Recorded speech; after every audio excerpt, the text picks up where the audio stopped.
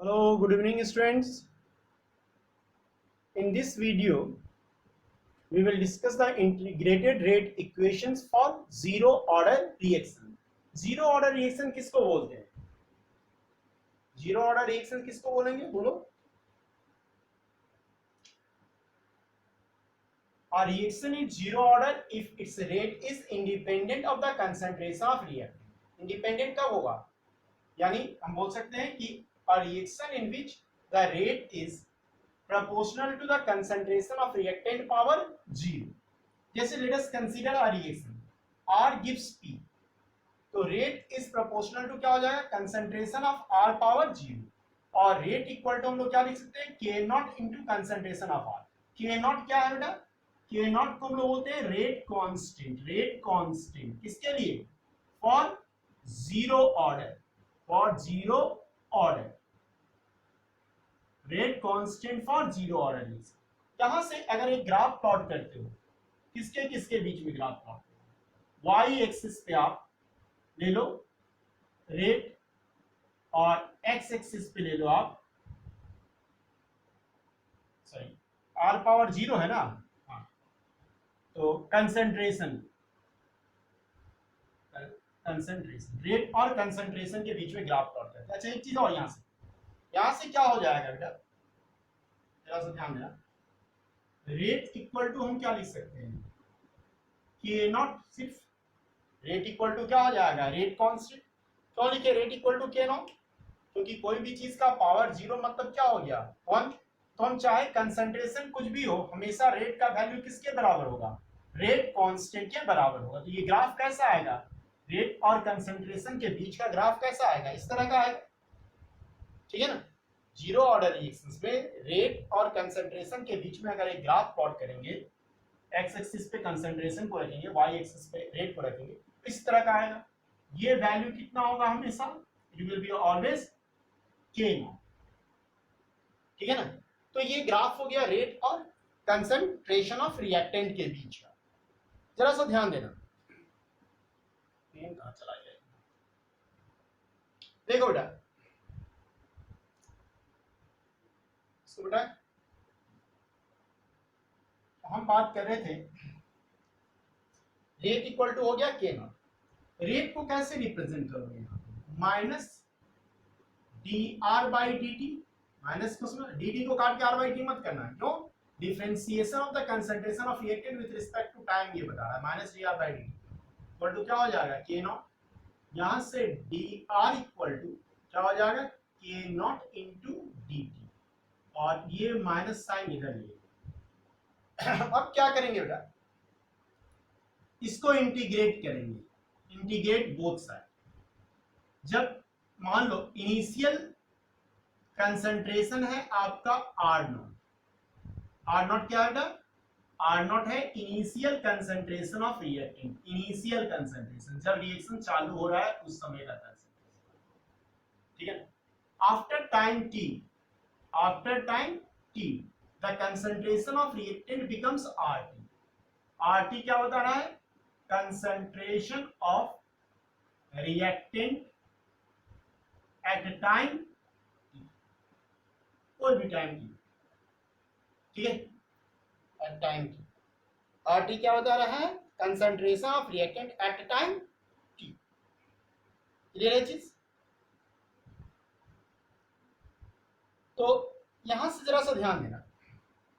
dx का integration क्या होता है? x. तो dr का इंटीग्रेशन क्या हो जाएगा? r. लोअर लिमिट क्या हो गया? r not. अपर लिमिट क्या हो गया? r t. यहां से माइनस के नॉट. dt का इंटीग्रेशन क्या हो जाएगा? t. Lower limit 0, upper limit t.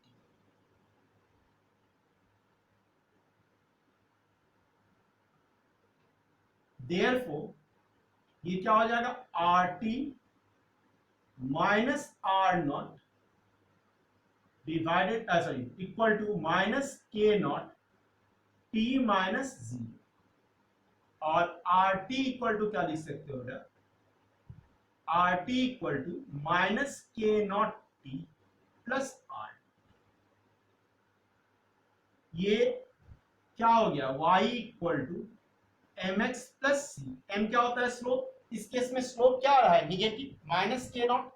अगर एक ग्राफ प्लॉट करके देखो कंसंट्रेशन ऑफ रिएक्टेंट और टाइम के बीच में, इसके और इसके बीच में, वाई एक्सिस पे मान लो हम रख देते हैं कंसंट्रेशन को, एक्स एक्सिस पे क्या चीज को रख देते हैं, टाइम।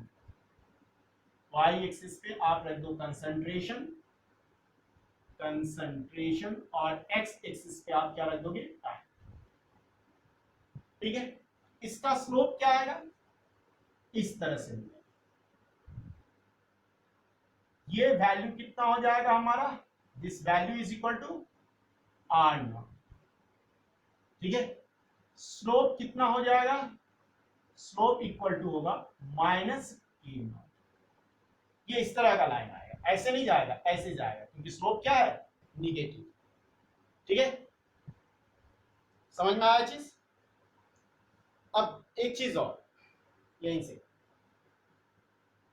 यहां से के नॉट इक्वल टू क्या निकालोगे, what will the value of के not, K naught equal to क्या वैल्यू आ जाएगा बताओ,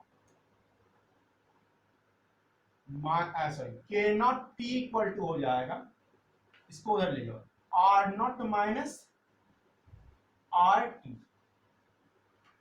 के नॉट इक्वल टू क्या हो जाएगा, R naught minus R T by, ये क्या हो गया, R naught initial concentration minus final concentration divide by time, change in concentration divide by time interval. ठीक है ना, तो इसको हम लोग क्या बोलते हैं, एवरेज रेट ऑफ रिएक्शंस। तो के नॉट इक्वल टू क्या हो जाएगा, rate constant for zero order reaction equal to average rate of reactions के बराबर हो जाएगा, एवरेज रेट ऑफ रिएक्शंस के बराबर। ठीक है ना, अब एक चीज और, आर नॉट क्या है, initial concentration of reactant, are T क्या है, concentration of reactant after time T, और मतलब अगर इनिशियल टाइम जीरो लेकर के चल रहा है तो रेट कांस्टेंट के नॉट इक्वल टू क्या हो जा रहा है, एवरेज रेट ऑफ रिएक्शंस के बराबर। हाफ लाइफ ऑफ रिएक्शन से क्या समझते हो, what do you mean by half life of reactions. ठीक है, हाफ लाइफ ऑफ रिएक्शंस किसको बोलते हैं, बताओ कोई, what do you mean by half life, half life of reactions, the time during which the concentration of reactant is reduced to half of initial concentration। वो time जिसमें reactant का concentration initial concentration का क्या हो जाए, आधा हो। तो हाफ लाइफ का वैल्यू कितना होगा जीरो ऑर्डर रिएक्शन में, half life for zero order क्या हो जाएगा, समझ गए। हाफ लाइफ रिएक्शंस का किसको बोलते हैं, वो समय जिसमें रिएक्टेंट का कंसंट्रेशन इनिशियल कंसंट्रेशन की क्या हो जाए, आधा हो जाए।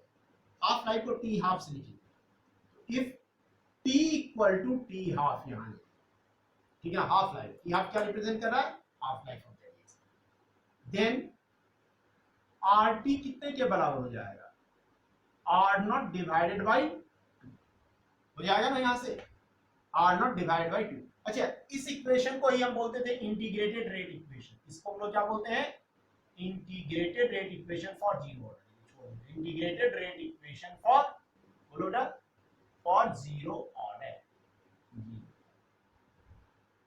जीरो ऑर्डर रिएक्शंस का। आर टी इक्वल टू क्या हो गया, आर नॉट बाई 2। अब तो यहां से के नॉट इक्वल टू हम क्या लिख सकते हैं, R naught minus R naught by 2 divided by T.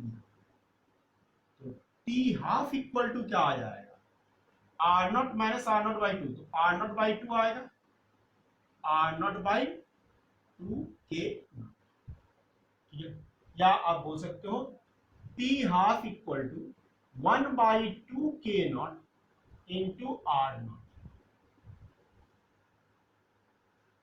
Half life equal to 1/2 K naught into R naught. K naught क्या है, rate constant for zero order reactions at a particular temperature for any reactions, value of k naught will be constant। तो यहां से for zero order reaction, half life for zero order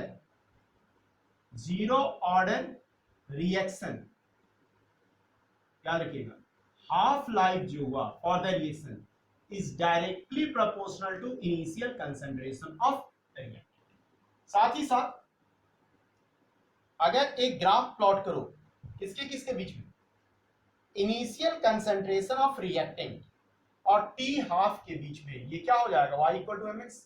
तो ये एक straight line को represent करेगा passing through origin, ठीक है ना। क्या हो जाएगा बेटा, अगर हम एक ग्राफ प्लॉट करें किसके किसके बीच में बोले, y एक्सिस पे क्या रखेंगे, टी हाफ मतलब हाफ लाइफ, और x एक्सिस पे क्या लिखेंगे, initial concentration of reactant R। कैसा आएगा लाइन, इस तरह का, ठीक है। और इसका स्लोप कितना होगा, slope will be equal to 1/2k। आप थोड़ा याद रखोगे, आता है इसमें। ये हो गया हमारा कौन सा ऑर्डर बेटा, 0 ऑर्डर, ठीक है। इस पे न्यूमेरिकल वगैरह देखेंगे हम लोग, ठीक है।